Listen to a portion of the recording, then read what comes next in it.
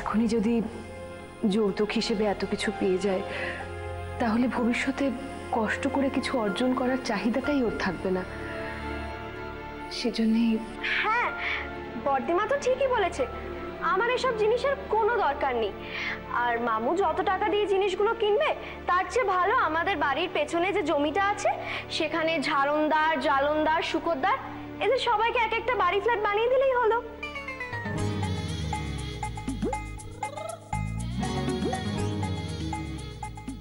এই তুই চুপ কর, কি সব পাগলের মতন বকবক করছিস?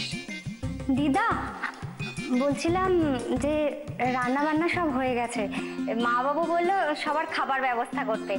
চলো সবাইকে নিয়ে নিচে চলো। ঠিক আছে তুই যা, আমরা আসছি। চল চল সব খেতে চল।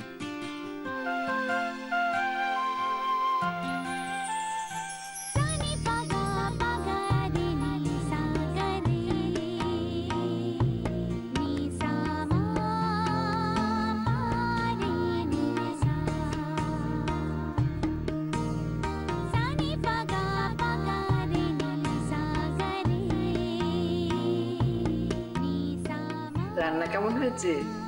খুব ভালো রান্না হয়েছে।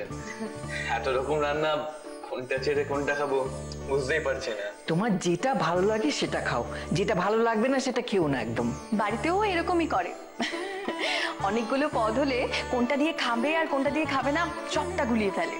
তোমরাও তো একসঙ্গে বসে যেতে পারতে মা, কত বেলা হয়ে গেছে।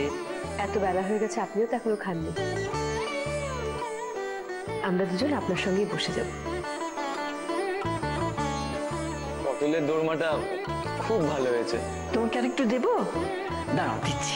না না না থাক, আমি তো পটলের দোরমা এমনিতেও ভালোবাসি না, আমি এটা ওকে দিয়ে দিচ্ছি। এই নাও খাও।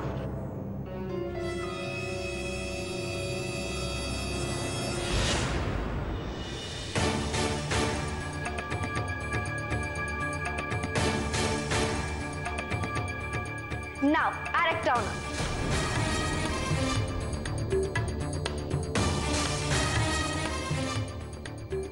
এটা তুমি কি করলে মিত্রি? তোমার একটু করা খাবারটা তুমি আমার ভাইকে দিয়ে দিলে।